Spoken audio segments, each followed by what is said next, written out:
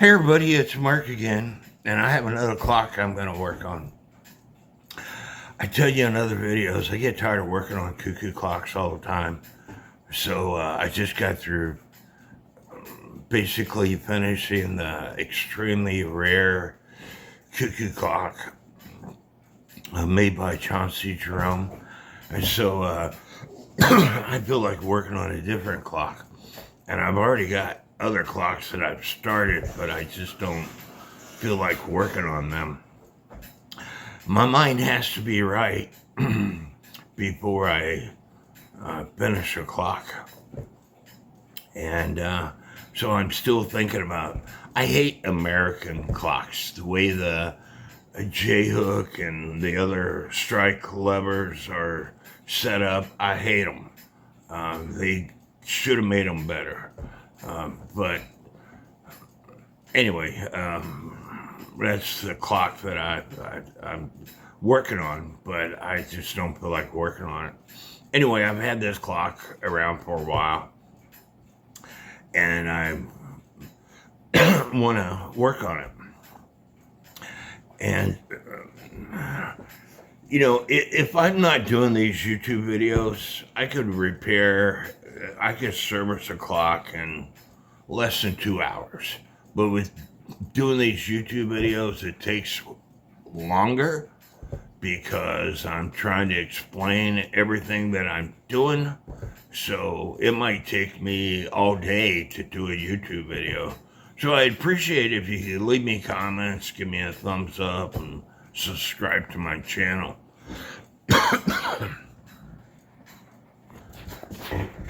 This clock right here, I did do a YouTube video on it. It needed service.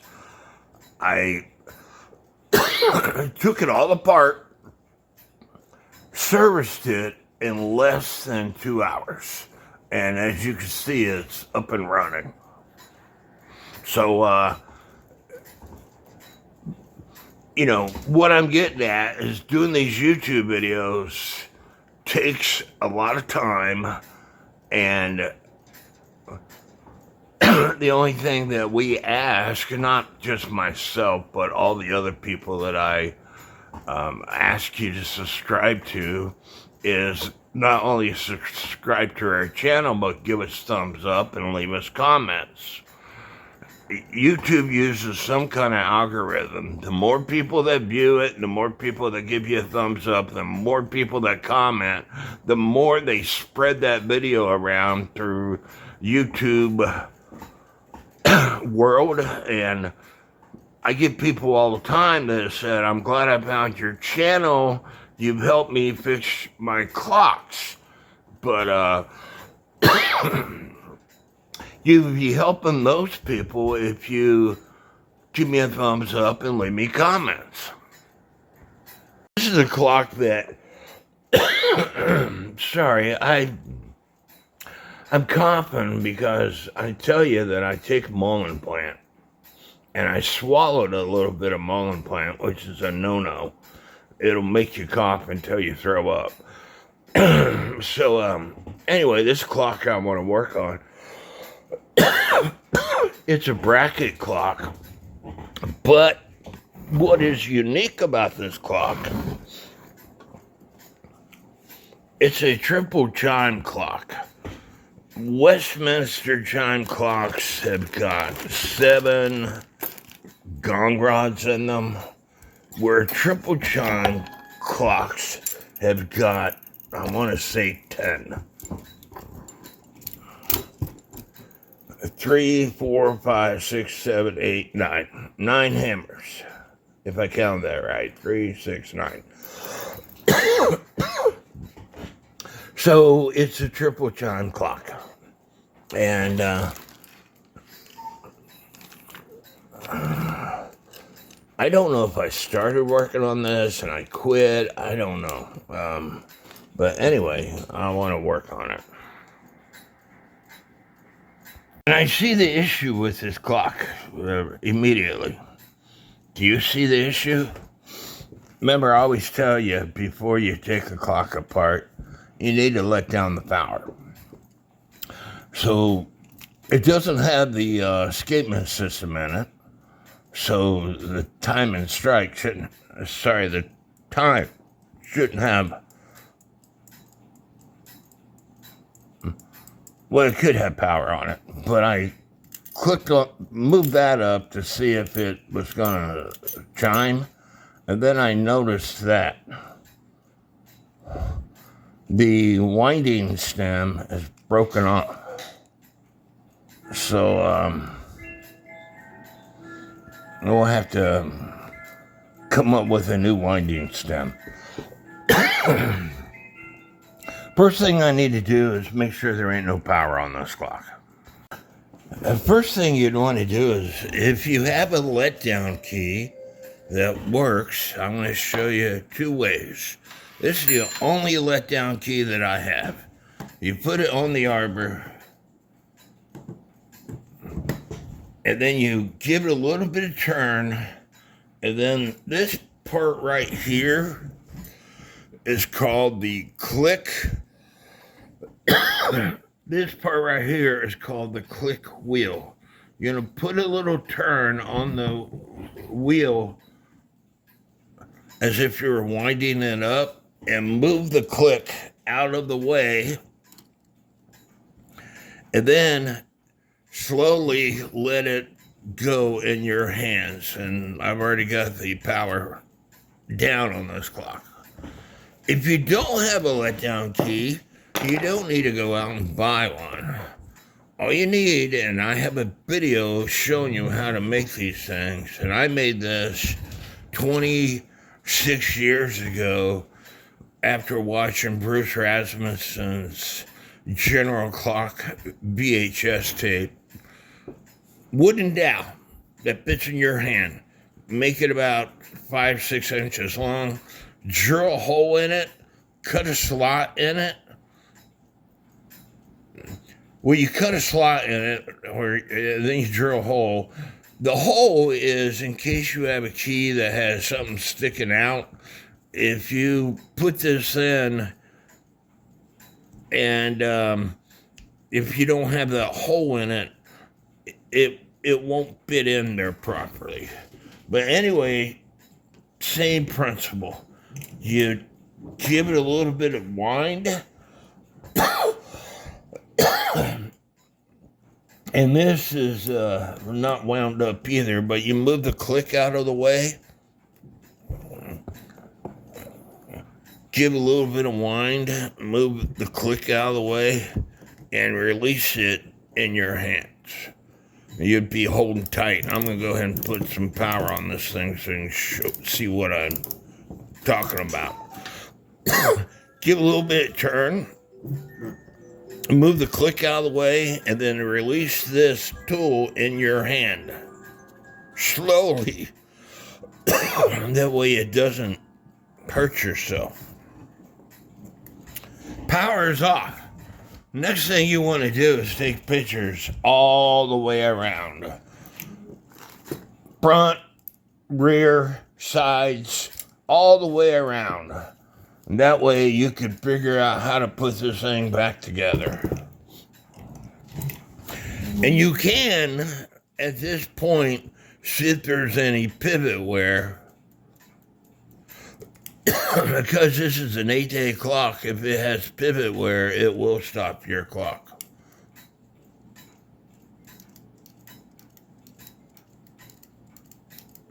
But I'm going to take pictures all the way around. I'm going to take a break, see if I can get rid of this cough, and I'll get back to you. Now, there's a lot of people that are worried about working on a triple chime clock, and I'm here to tell you, you shouldn't be worried. If you can take apart a Westminster chime clock, there's basically just a couple small differences.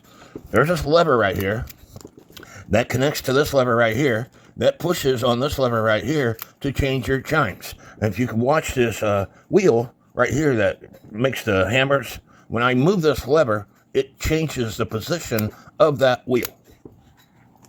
And so, as long as you know where the Westminster chime is, you'll be able to put this clock together with no problems. Now, this clock is marked Westminster at the very top, then Whittington chimes in the middle, and then Winchester chimes at the bottom. And I've never heard of Winchester chimes. It's normally Westminster, Whittington, and St. Michael's. So the Winchester chimes is new to me. Then over here, and typically there's you pull the lever all the way down and it silences it, but the silence lever is over here on this side.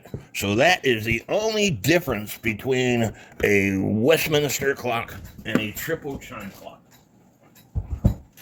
So I told you that when the clock movement is in the case, that the Westminster chimes is all the way up, and you will see that it pulls this drum all the way toward the front of the movement. So when you put it back together, put it in Westminster chimes, and then the rest is simple. And over here is the nighttime shutoff lever, which it lifts the lift lock lever. The lift lock lever is what the cam on the minute arbor raises to start everything in operation. When this is lifted, it no longer allows you to turn. The wheels no longer turn. And so right there is in the strike mode, and you will see that these levers are lifting out of this cam.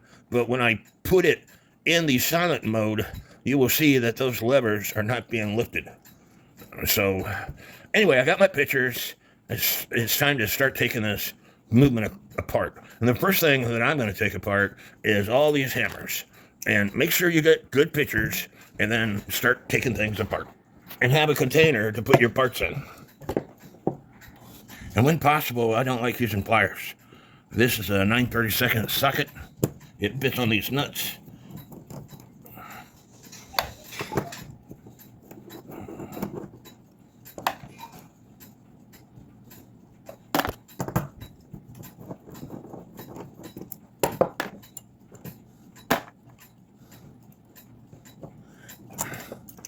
Now there is a wire here at the bottom that is connected, so I'm going to have to disconnect that also, but I'm going to take the rest of these nuts off to get rid of this bottom plate.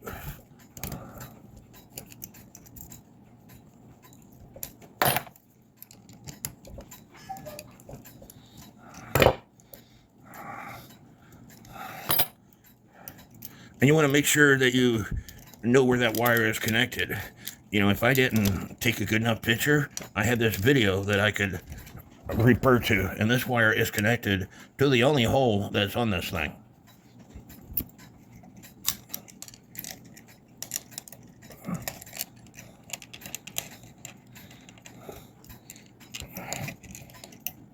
Just there are 10 hammers for me to deal with.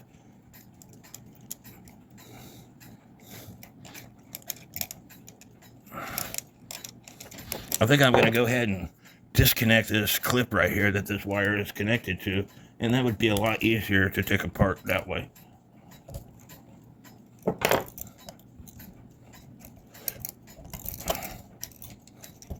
There we go. No more hammers. My clip went to no man's land. I should be using my towel versus my table, so stand by. The towel, even though it's dirty, when something hits it, it doesn't bounce that hard. And I still don't know where that clip is. It might be in this movement somewhere. But the next thing I want to do is I want to take off the rack and snail and the lift lock levers.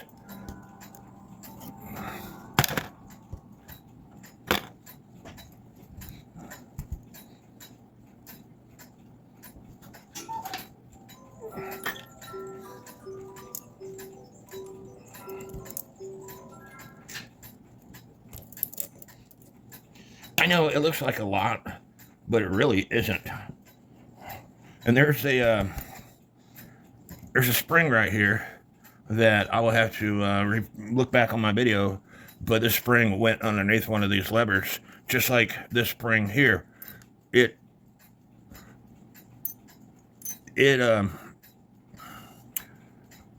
I can tell which way it goes. It's not in the right spot. This part goes on top of that lever. I'll go ahead and put it there so I can show y'all where it goes.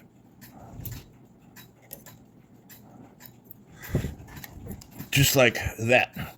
And that helps bring this lever back into position.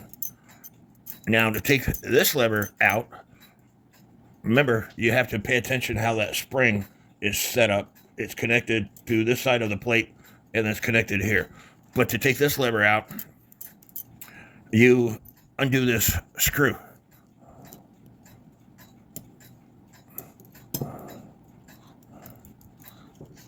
And I should be able to slide this lever all the way out after undoing that screw. I should be able to.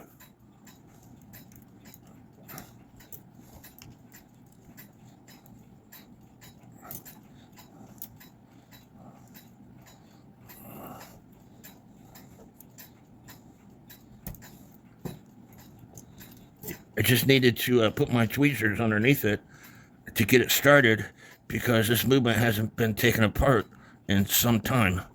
And now that lever's out. And I could take these levers out. These levers here have got to do with your shutoff system on the chime side.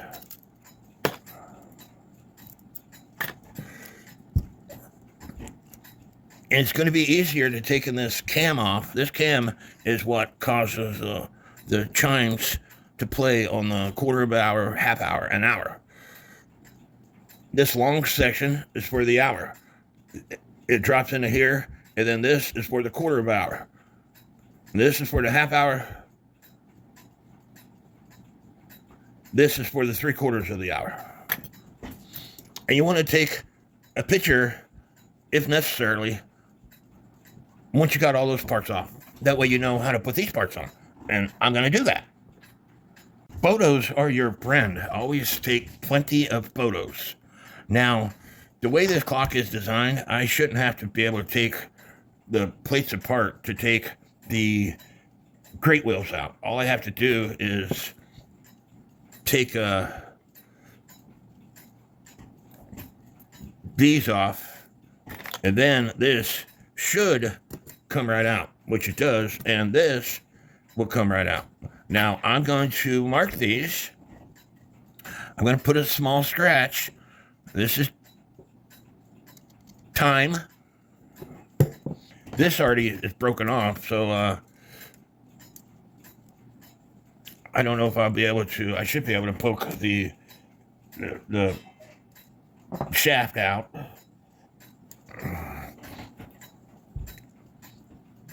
I might not be able to because it's probably stuck around the spring.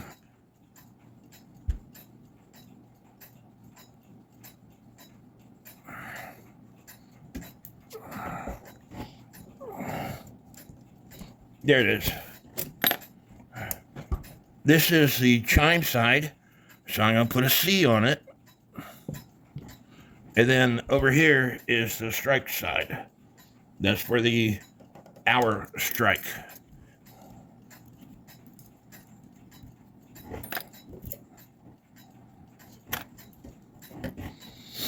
And I don't have to, but I'll go ahead and put an S on it because it's the strike side.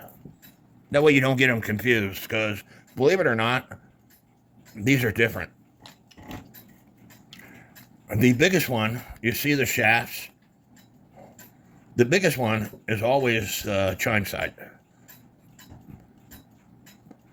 as far as I know. And then these, you might be able to interchange between the time and the strike.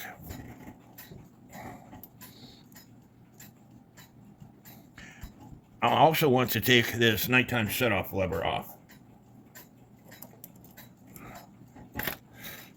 And it will be a lot easier putting this movement back together if I take the gathering cam with gathering pin off.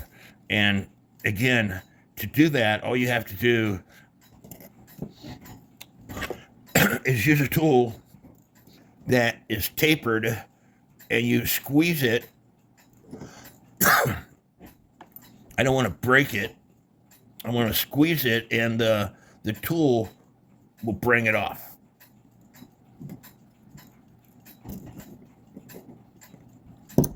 Voila. You're not cutting it. Because of the design of the tool, it's lifting it up. You can also use tweezers for like this part right here if you want to take this off. I've used tweezers, and I always break the tips. Tweezers are cheap, but you can use a pair of tweezers and stick this underneath. You might have to use a hammer to tap it, but it'll raise it. And once you got it raised so far, use another tool and it'll raise it more. And there's been some clocks where I've had to use like these pliers here, because I'd have it all the way up here, and then I'd have to use shims underneath to raise it up even more, because it's been that long since they've been taken apart. Okay, I'm not going to take this off. This is what this 4 tabs is what makes your clock chime and strike. You see 3 shorter tabs, and then there's a longer tab. The longer tab is for the hour, and the 3 shorter tabs is for the quarter past the hour, half hour, and 3/4 hour, a quarter till the hour.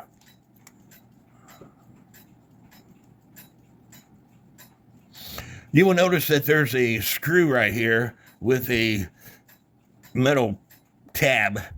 And if you look on the other side of that, that's where the Burge, the pork assembly, that's what this is. It's the escapement assembly. So I'm going to take the escapement assembly off from this side. And so, again, I'm going to take a picture. Now, if you take pictures with your phone, they're in order.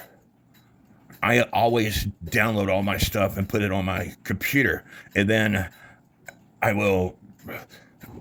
you have to close the tab, then open the tab back up. But everything will be in order from the timeline that you took everything. And then I grab the very last file, and using my shift key, I'll show you after a while. But anyway, I rename all the pictures. That way, and I go with the last file, and then I hold a button, and then I click on the very first file that I took, whether it's a picture or a video, and I highlight it, and I say rename, and then I say 1. And it renames, let's say I got 70 small videos and pictures. It renames everything in chronological order, starting with 1, going all the way up to 70. So if you work backwards, when you take your pictures, you'll be able to put your clock back together. I'm going to take these nuts off, so I can take the pork assembly out. And again, I like using sockets when I can, because your tools will leave marks on the nuts. And I don't like putting marks on my parts if I don't have to.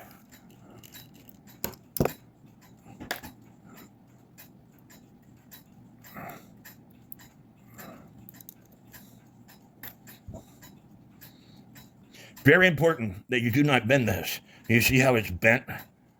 It's probably won't work right. It needs to be, it should be bent.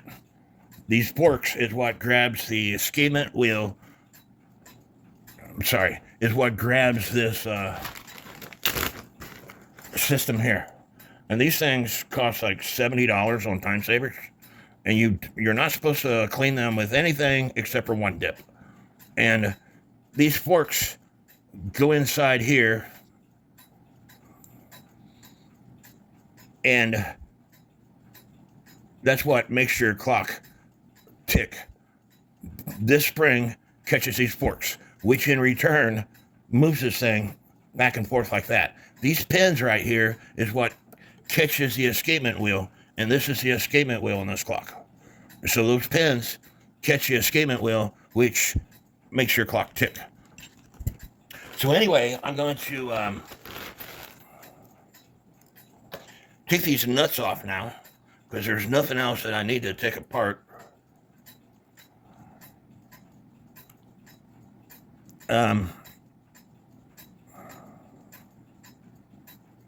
I take that back. I want to take this wheel off. There's 2 screws on this wheel that I'm going to loosen, and I should be able to take this wheel off. Again, if this clock hasn't been taken apart in a while, you might not have been able to do that. So now everything else will come out when I take the plates off. And I want to take the plates off this way. I want to change my legs, and I want to take the plates off the other way. And that's just my preference. Your preference, you do what you want. If you don't have these legs, you can use a roll of duct tape, a wide roll of duct tape, a wide roll of masking tape. I used to use this plumbing fixture for every clock repair I've done in the past several years, until my friend gave me a set of these legs, and these legs come in really handy. So the reason why I chose to take it off this way is because I want this pointed down. That way I know that I need to point it down when I go to put it back together.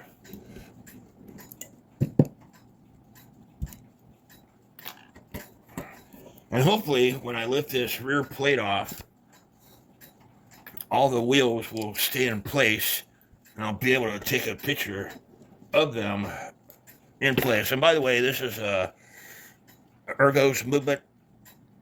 And a lot of times Ergo's movements are cheaply made, in my opinion. And that's why the shaft on the where you wind the spring broke. So hopefully when I take this plate off, everything stays in place. Everything except for the governor fan. And by the way, because this is a chime and strike, there are 2 governor fans. So you want to pay attention to the governor fans, because they won't interchange.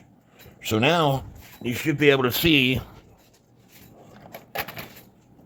all the wheels. And I'm going to take a picture of that straight down, and then I'm going to take a picture of it from each side, and that way I can put it back together.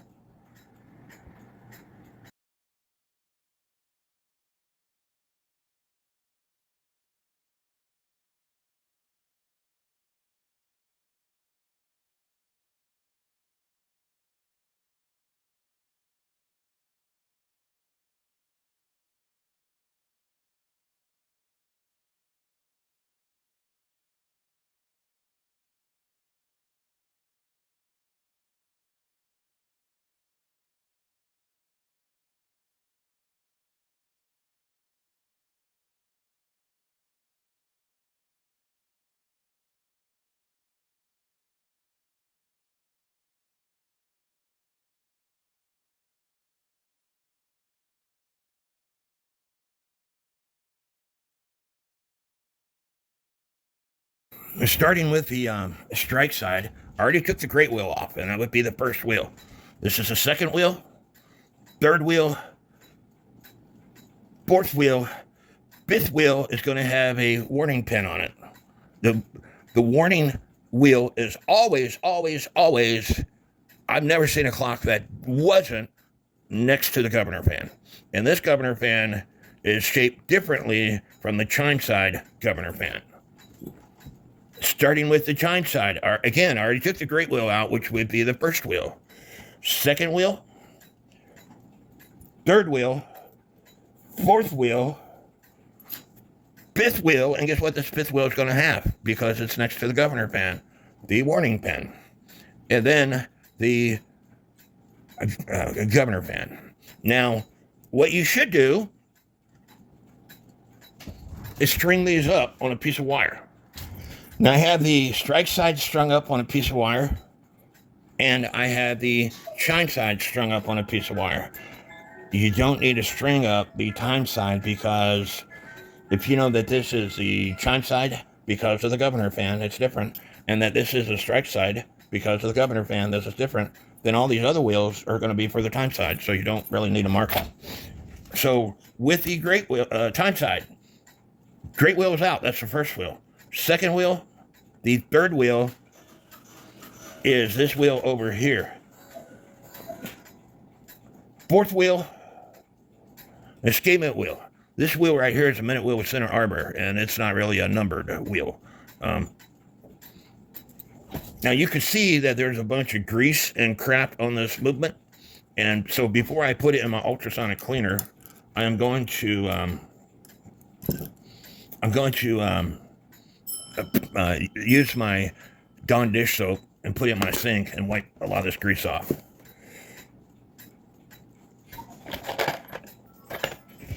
And so we'll get back to you after all my parts are clean and dry. Now I turned my ultrasonic cleaner on 35 degrees Celsius.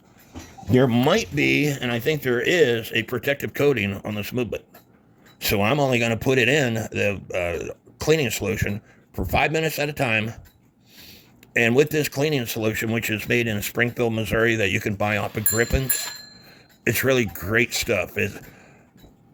For the price, your homemade cleaning solution, you will spend more money on it than a gallon of this cleaning solution. Now, if you could drive to Springfield and pick it up, if you live in that area, that would be great. You just buy it from Griffin's and tell them that you want to pick it up in Springfield. But if you can't, then you have to pay hazardous duty shipping. And so my friend bought me a container of it for my birthday. So that's the only reason I have it. And so anyway, I'll get back to you after I put it in the cleaning solution. Then I'll double rinse it in water. And then I'll put all these parts in my ice cream container that I have a bunch of holes in. Put the lid on this plastic round ice cream container, put my hairdryer in a hole that I made for the hairdryer, set the hairdryer on low, and wait about 5 minutes. What changes the color of your movements is chemicals and heat. And that's why I say, if you don't know whether it has a protective coating on it, try it at 3, 4, 5 minutes before you go any longer. And I wouldn't suggest raising your ultrasonic cleaner more than 35 degrees Celsius. When I first got my ultrasonic cleaner, I put it on like 45 or 50 degrees for like 5, 10, 15 minutes, and it changes the color of the movement because of the heat. It wasn't because of the chemicals, it was because of the heat. Putting your hairdryer on low, checking it in 5 minutes. It should be done in 5 minutes. A lot of people put parts in an oven. I don't know what they set their ovens to, but to me that uses up more electricity than my hairdryer. If you don't have parts available, you can go to Time Savers. Here's Ergo's Barrel Arbors. It says closeout was $8, and now they're $4. But you have to know the size that you need. But here's some mainspring barrel arbors also. But you have to know the length, diameter, etc. And here is those balance escapements. They're $75 each. Not returnable. Fits many Hermley movements. And here's the one dip I was telling you about. Non-flammable cleaner and rinse for gummed and dirty hairsprings, jewels, and palette stones. Protects and cleans. Use in well-ventilated area. And if you research those escapements, those balance escapements, it says the only thing that you're supposed to use to clean it is one dip. Now the parts are out of the cleaner, but I didn't put the mainsprings in the cleaner. And again, I mark these things. And people say wherever this hole is, it should match up with this detent. That's the part that grabs the spring. And if it doesn't, I'm seeing right away that this is damaged. This is not lined up with that detent. And you can see that that detent is bulged. But this is on the same one that had the broken winding stem. If this doesn't match up with the detent, you should put a scratch or a mark And that way you could put it in the same spot. From experience, I would suggest that you do that. And I'm going to put 2 scratches on it, one for one side of the hole and one for the other side of the hole. Because if you don't do that, when you're going to put this cap back on, you might have trouble putting the cap back on.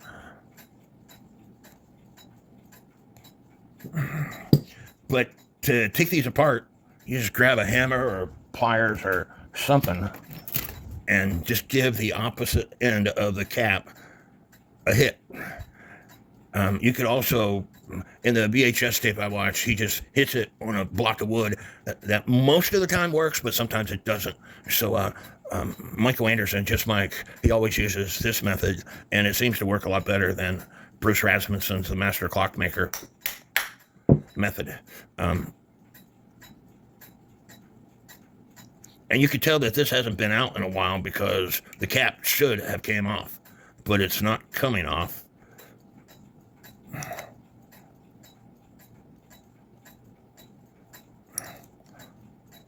And it should have came off. I'm going to try another one. See, the cap came immediately off. And this is the one I'm worried about because of the bulge.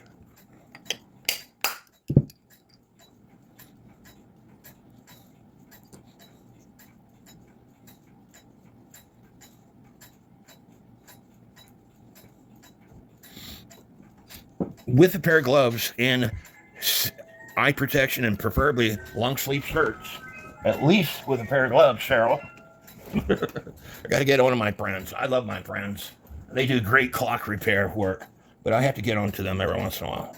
But anyway, with a pair of gloves on, you take these springs out, and I'm going to take them out one at a time. I'm going to take this arbor out, and I'm going to take these springs out one at a time.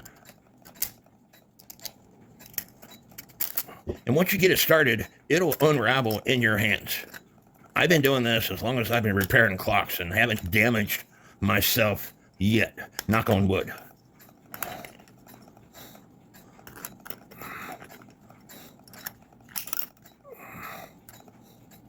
And at the very end is that detent that catches the spring. So you needed to pay attention how the spring came out, how it wound up, because in this case, I could put the spring in both ways.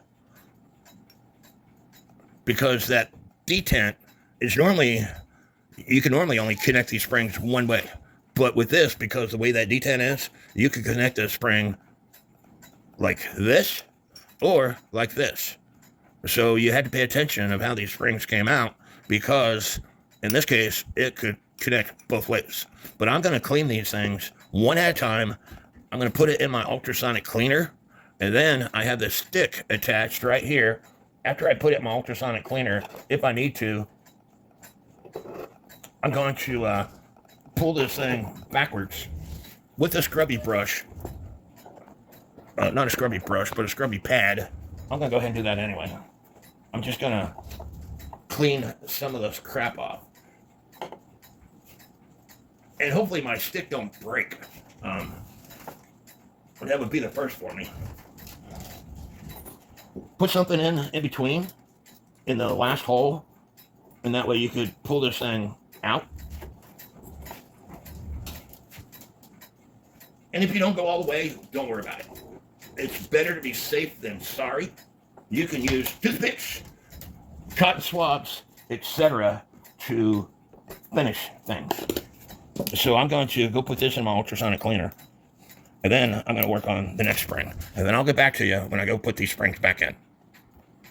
Just Mike, he uses WD-40 and a Brillo pad to clean up the springs by pulling it out like I showed you and then putting WD-40 on this. And I do that a lot myself, but I didn't feel like doing it today. And you can put it in your ultrasonic cleaner as long as you take it apart. Because if you don't take it apart, you can't. The ultrasonic cleaner will not reach the hard to reach spots, and so when the spring is all together like that, you barely, I bet the water won't even go in there because it's so cramped. And so taking it apart is what you do, and then the ultrasonic cleaner will clean it, and then double rinse it and then the hair dryer, and then afterwards I'll lubricate it. Being the admin of 2 different groups, I've met a lot of great people, and I video chat with these people all the time. I consider them my friends, and I hook my friends up with Christmas presents every so often, and I tell them I don't want anything in return. Cheryl Adair's Repairs. I consider her a friend. She's very intelligent, very smart. I gave her a Christmas present, told her I didn't want anything in return. She sent me this Keystone mainspring lubricant. So that's what I'll lubricate the springs with. Michael Anderson, just Mike. I did the same thing to him. He sent me this oiler. This oiler, if you look it up, they're like $50 to include shipping. I consider both of them friends. I was just video chatting with just Mike yesterday. If you haven't subscribed to their channels, please do so. They're very intelligent. They do a great job repairing clocks. Subscribe to their channel. You will learn things. I guarantee you it. And if you don't, if you don't wake up every day and you learn something, you've had a boring ass day. The days you wake up and you learn things, those are great days. Putting this thing in a hole in my block of wood, using the end of this tool, I got the cap off. I just tapped that tool after I put it in the center of that. And hopefully you can see what I'm going to do. This is a folder I put all my videos and pics in. I got an extra folder in there that says pics. So what I do is I click on the very last item, and then pressing down on the shift button, and then hitting the mouse, I highlight all the pictures. And then I say rename, and I'm going to hit 1. And it's going to put everything in order. You should be able to see that everything is in order. So now all I have to do is put all the pictures in the picture folder.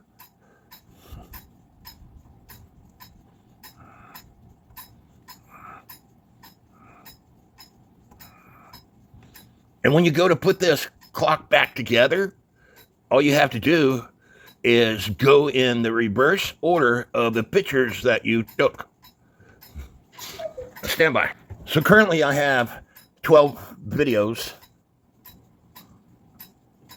And this video that I'm recorded would make 13. And I look at my pictures, and you start right here. With this picture right here, which is me taking a picture of all the wheels on, and then you work in reverse order of what you did. So it's a good way to keep track of what you're doing if you take the right amount of pictures. And if you're extremely new to this, take a picture, and the very first part that you take off, take a picture. And then the very next part that you take off, take a picture. And work in reverse order, and it will allow you to put the movement back together if you have any maintenance skills whatsoever, if you understand what I'm trying to get across. So before I put the first spring back on, I'm going to grab my little stick here again, and I'm going to put this spring on the stick, and then I'm going to take some of this Keystone lubricant. And again, you want to be wearing your gloves, eye protection, and long sleeve shirts if you've never done this before. And one day I might regret not wearing long sleeve shirts to do this kind of stuff. And you just, while you're stretching the spring out, you apply the Keystone lubricant, which it stays on pretty good once you start. And so again, put a screwdriver or something in the end of the spring. That way you can grab a hold of the screwdriver and pull it back as you are releasing the spring. It'll work a lot better.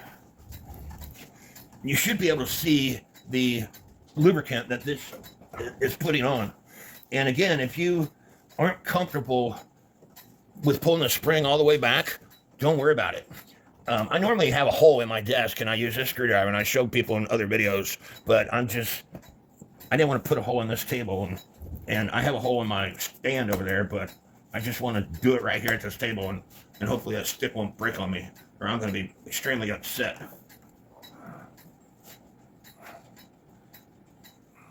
And I'm down to the last 3 or 4 coils, and I'm going to say that's good with me pulling it out. The last thing I'm going to do is take a Q-tip, put some Keystone lubricant on this Q-tip, and then using the Q-tip, working my way around the spring. It can be done. You might have to use a couple of Q-tips because you might break one, especially if you're using cheap Q-tips like I am. But so that spring is lubricated, and it's time for me to put it back into the case. And I've already looked at which way it goes, and it goes this way. The hardest part is getting this started. It has to go around that.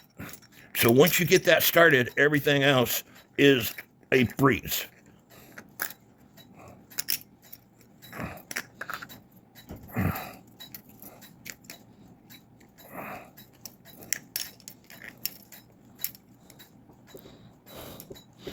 You should be able to see that I got it started. So all you're doing now is feeding the spring on top of each other. No special tools required. I've been doing this since 1998, and so far, knock on wood, I've never got hurt. And if you have weak hands, carpal tunnel in your hands, take a second to stretch your fingers and then go back to it. I've done 1,000-day anniversary clocks doing the same thing. And I forgot to mention something, but I will mention it when I'm done here.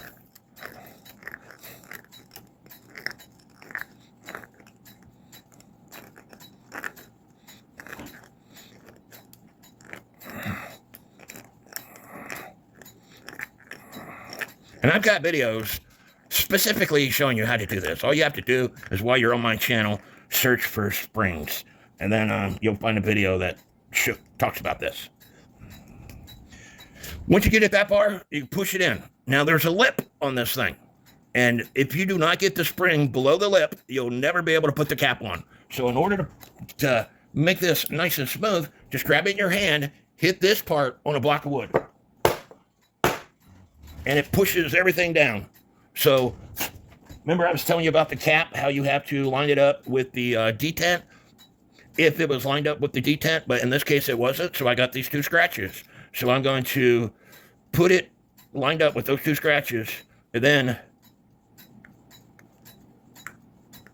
you'll be able to take a hammer and tap the cap down. And it doesn't take a lot of force to do this.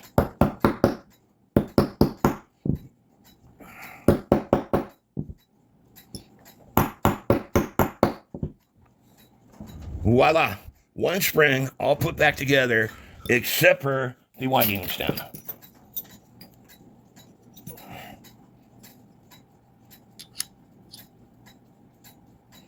And guess what? Y'all were supposed to tell me that I had to put this winding stem in before I put the cap on. Because guess what? It don't fit. It has to go on before you put the cap on. So how are you going to take this off? That's what that hole is for.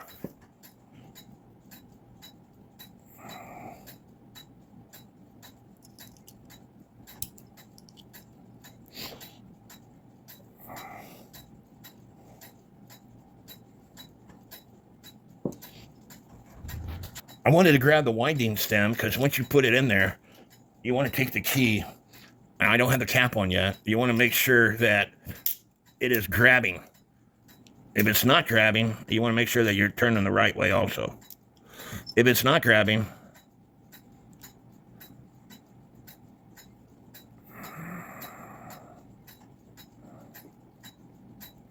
I think I had it in wrong, so.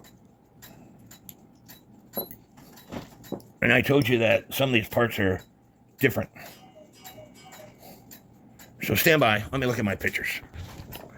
I put this spring in wrong, and I'll explain why I tell you that. This goes in like so. this very end catches the hole that's in this, and it turns the spring clockwise. And if you watch the last video, I was working on one of these spring-driven clocks, you will see that I put a spring in wrong twice. But because this goes in this way, this would have to go counterclockwise, but it's not designed to go counterclockwise. So I got to take the spring back out and flip it over. Remember, I told you earlier that these springs can go in either way because of the way the detent pin is made. A lot of them, the detent pin is only half, where there's no gap on both sides. But so I put the spring in wrong, so I'm going to put it in right off camera.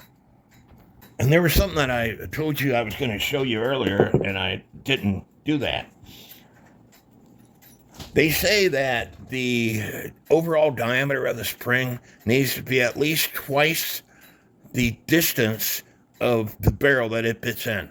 And for example, if I put this in on the very edge of the spring, as you can see, it has not made it to the center part of the spring yet. So it's 2 1/8 or 2 1/4 wider than the barrel of the spring. And when you stretch the spring out like I did to oil it, you will get that. This is a spring I haven't done yet. Do you see the difference? The bottom spring is one I stretched out to oil it.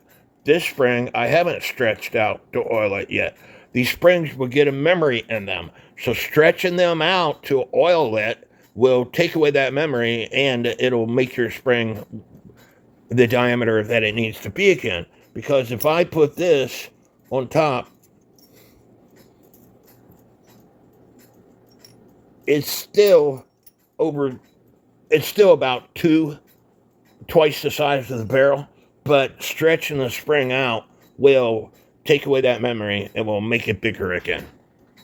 Now they have the spring in right. What I was wanting to show you earlier is you put the winding stem in and you try to rotate it, and it should be grabbing hold of the spring. But if it isn't, that's because the very center spring is not squeezed in enough for this to catch. So all you have to do is take a pair of pliers, a screwdriver, something to go around that spring and squeeze it in.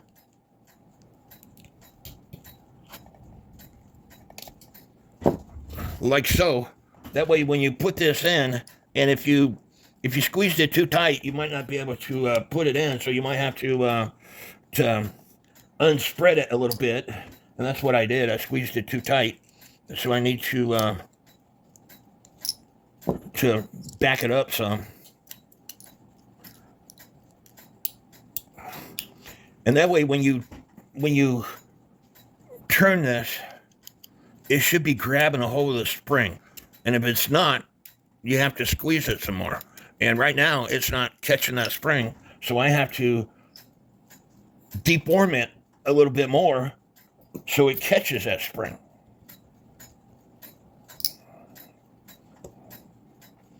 And, this is a trial and error type thing. You put it in. If it don't work, you take it out and you try it again. So now it's catching that spring. So now I can put the cap on.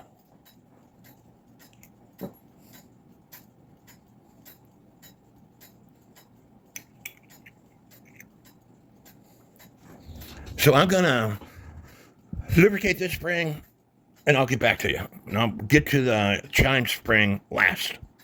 Now let's talk about the spring for the chime. This is what came out. And I don't believe it's right. It just, I could be wrong. But because this barrel's got the detent on it, and when I repair this clock, I'm going to put it up for sale, and I don't want anything to happen to it. I just happen to have another movement here that I'm going to take the chime barrel out, and it's Ergo's movement, and so I'm going to use this barrel anyway. And so I have to make sure that the power's down before I take this out, and so let me do that. It's a different height, but I think that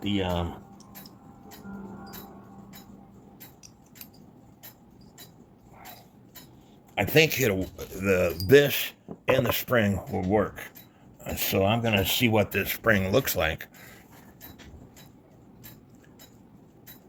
The detent is a different system than what is coming out of this clock.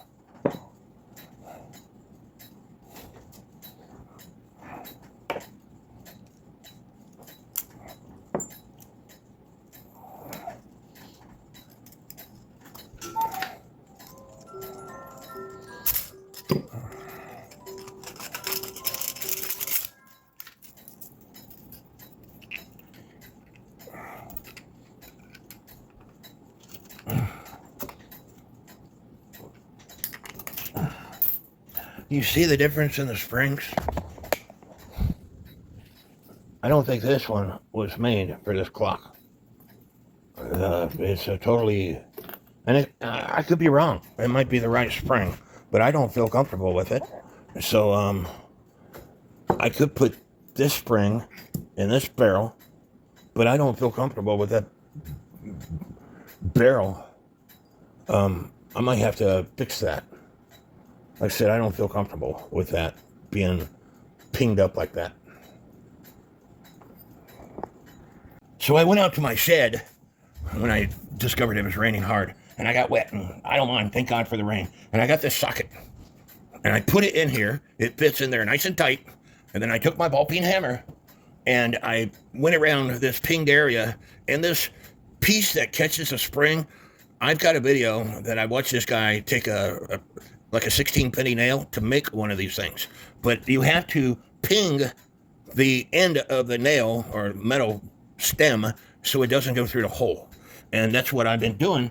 But using the socket ensures that I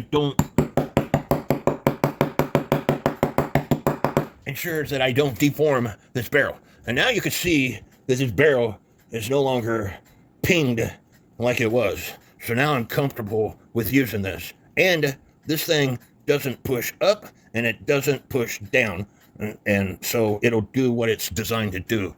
And so I'll just add these sockets to my sockets that I have in that tool pouch over there. But I'm going to put the spring, after I clean it, and lubricate it, I'm going to put this spring in this. Now, they say that the spring should be the width of the barrel. And it's not quite the width of the barrel like this one is. It's maybe 1/8 of an inch off, but I think this spring would work a lot better than this spring, which, if you look at it, it's what is known as a set spring. In other words, it's no longer flat, where this one is flat. This one is a set spring, and it would not allow the chime to work that well. That is what is known as a set spring. You notice how the coils are not close together like they are here. And when I stretch this out to lubricate it, it'll work a lot better than this. And this is one of those pans. And as you can see, it's 2.5 inches deep. Almost 3 inches deep. So I'm going to call it 2.5 inches deep. Now I got this spring out of the ultrasonic cleaner and out of my hair dryer, etc. And I just want to measure. It's 5 3/8 of an inch wide before I stretch it out to lubricate it. I still have to lubricate the inside.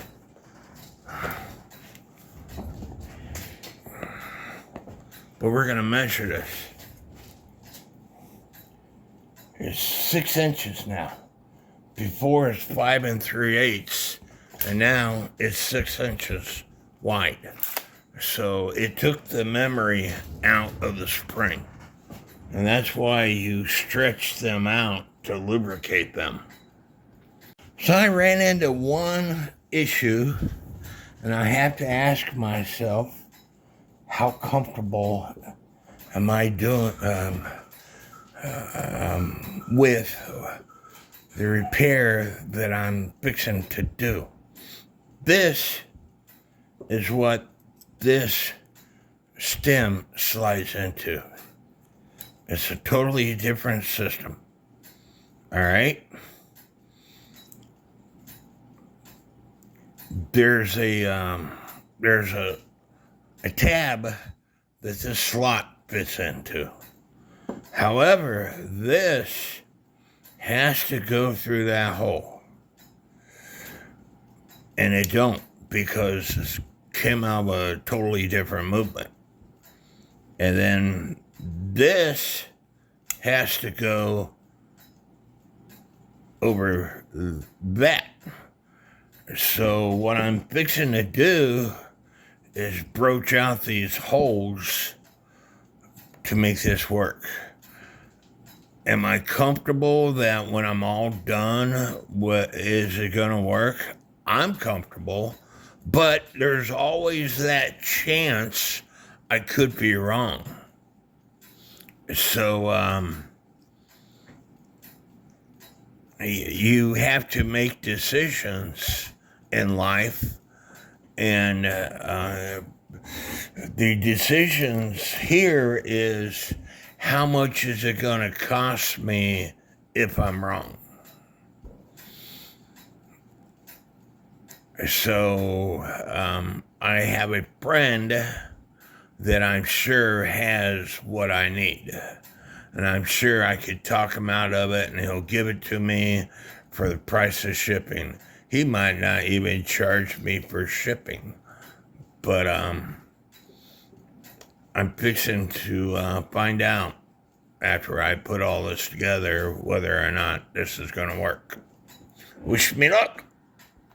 If I had a proper workshop with a vise and everything, this wouldn't happen. And I'm going to teach you something new today. Maybe I will. I've already told you about this stuff in another video, where you buy one container and that's it.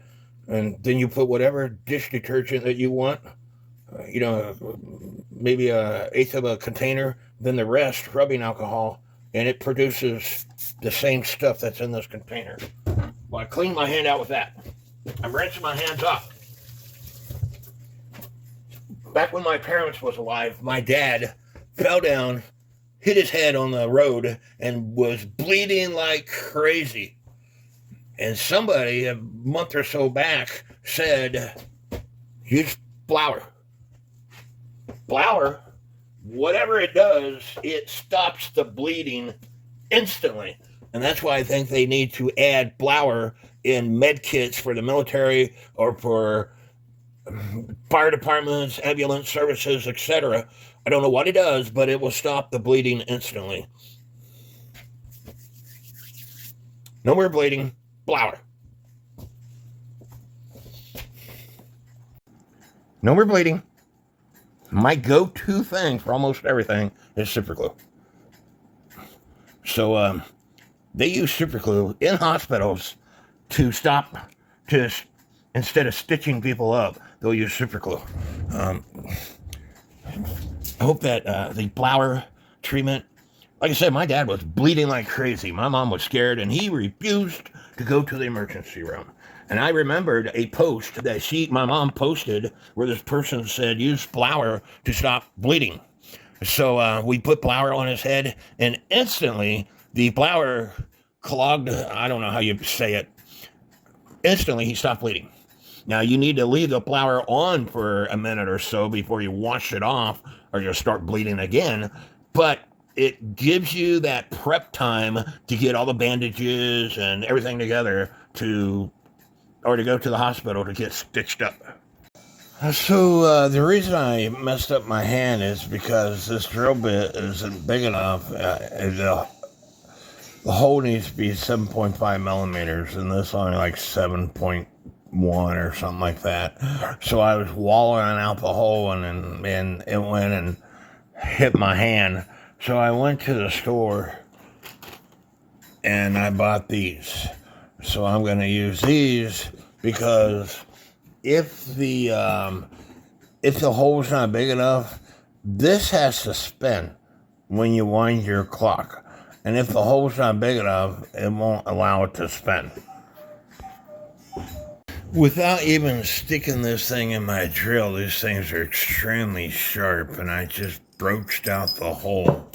So now it fits in there and it spins around, and this other one fits inside here and it spins around, which is what you want. And of course I took the spring out to do that. So now I gotta put the spring back in. And I went to a Home Depot. Harbor Freight around here, I believe, closes early, and I didn't get up to this town until after 7 o'clock. And I bought 3 Ryobi's, and it cost me $24.97. These are titanium step drill bit set. The Makitas one was $24.97. And I got 3 Ryobi's. If I was doing this, for a living, Makita might be the way to go if I was using these all the time. But I'm not using these things all the time. So this was the better.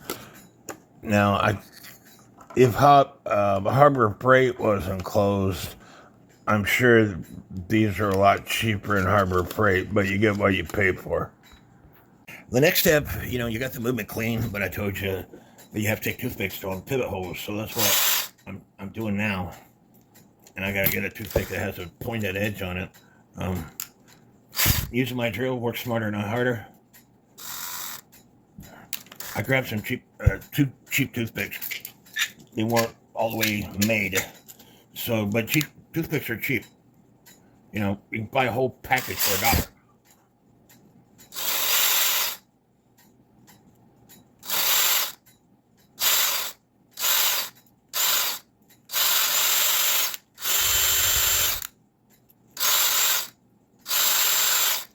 And I don't know which holes are used, so I'm cleaning them all out. And I'm going to continue doing that on both plates off camera. Now, people don't believe me when I tell them, but mysterious things happen in my house all the time. Here's one system, here's the other system, and these is a time system. And there's no more time system wheels in this container that I put all the parts in. There's parts, but there's no more wheels. And I want to show you something.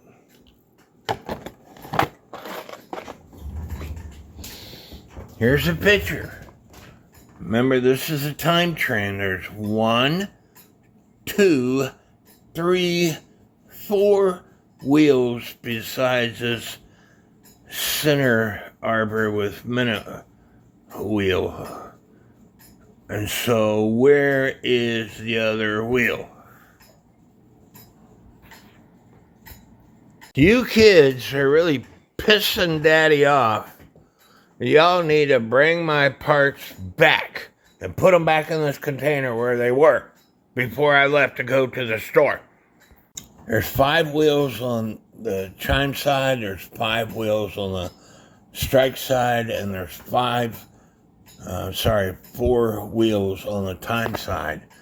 I have that wheel, I have the escapement wheel, I have that wheel, I'm missing this wheel right here.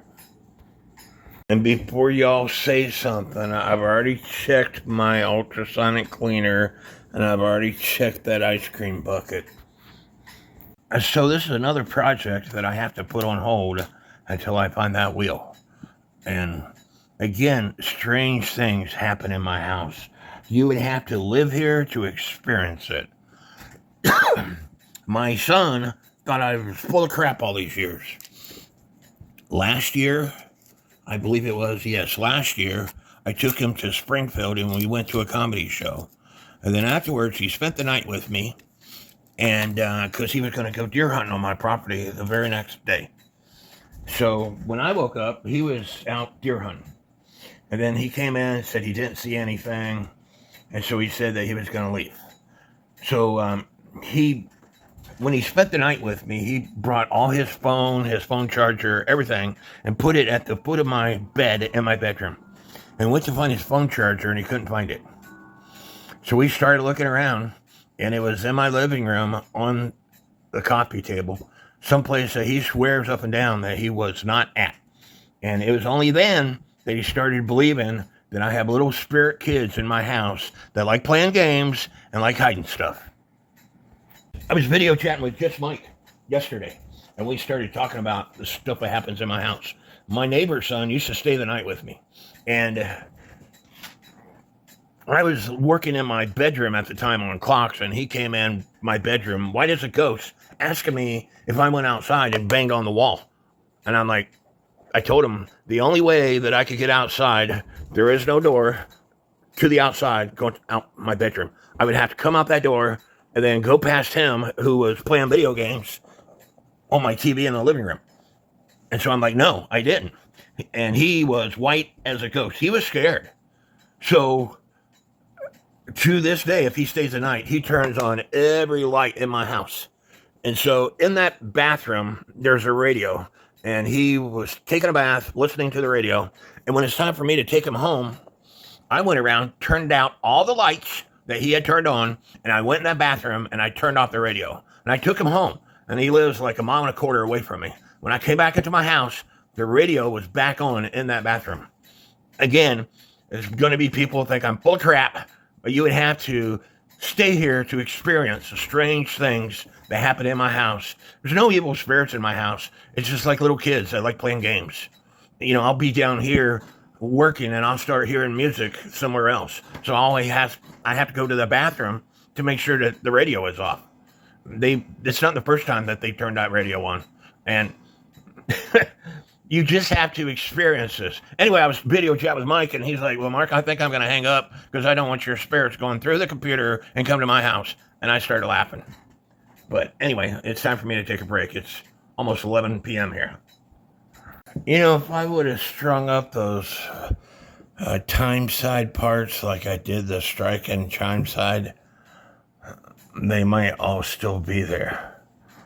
Now, I'm looking at my video, and you will see the 4 wheels are laying on the table. So I know I put all 4 wheels, they're right there, into that container, then took them to my ultrasonic cleaner, put them in the wire basket, then took them from the wire basket to my kitchen sink, and then to the hair dryer, and then I dumped the ice cream bucket back into that container. So where the heck is that 4th wheel? I have no idea. Now, I know there's going to be a lot of people that aren't not going to believe what I'm fixing to tell you. But I went around my house for like 2 hours last night looking for that wheel. And I couldn't find it. Before I went to bed, out loud, I'm like, kids, please, please, please, put that wheel back into that container because I need it to finish this clock.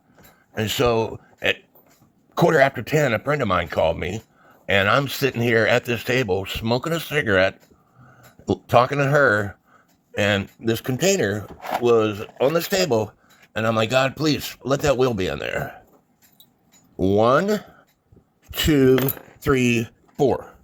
It is back. It wasn't in that container yesterday. It wasn't anywhere else, but it is back today. And again, there's going to be people that think I'm full of crap, but you just have to live here to experience the little things, the strange things that happen in this house. I know you're not going to believe me, but my friend that I was talking to, her and I used to date, and she told me that when her and her husband bought this house was renting this house in Poplar Bluff, she said that it smelled like death to her. And she said that while they lived in that house, the bathtub water would come on for no apparent reason. Cupboard doors would come open for no apparent reason. And, you know, she was a stay-at-home wife, and her husband never believed her. until one day he was sitting at the house and he heard water running. And sure enough, the bathtub water was running. And there was a spirit in their house, and they got to researching it. A little kid had died in that house. But anyway, I can put this movement back together now. And because, I have trouble sleeping, and now it's 11:15. I've been talking to her on the phone for over an hour. I'm going to take a shower. But before I take a shower, I put those time side wheels on this wire. It's going in this container. I've got security cameras in my house, but you never see anything on the security camera. Even though the security camera will show you there's movement, I don't know whether it's looking at the clock pendulums or whatever. You never see anything on the security cameras.